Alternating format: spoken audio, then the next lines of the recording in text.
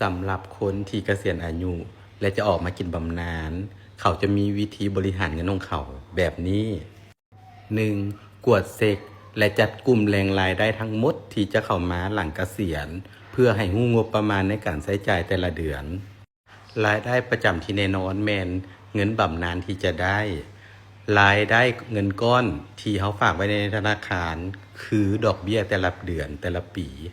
2. วางงบประมาณรายจ่ายโดยแยกออกเป็น2ประเภท 1. คือความจำเป็นแท้ๆ 2. คือความต้องการแท้ๆออกให้ชัดเจนและคิดถึง3 มื้อถึงตัดสินใจ 3. จัดการกองทุนฉุกเฉินและค่ารักษาพยาบาลของตัวเองกองทุนฉุกเฉินที่เขาสามารถถอนออกมาใช้ได้อย่างน้อย6 ถึง 12 เดือน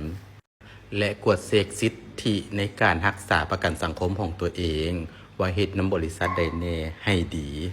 4. เน้นการรักษาเงินต้น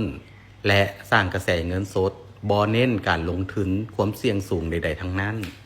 ตั้งกฎในการถอนเงินมาใช้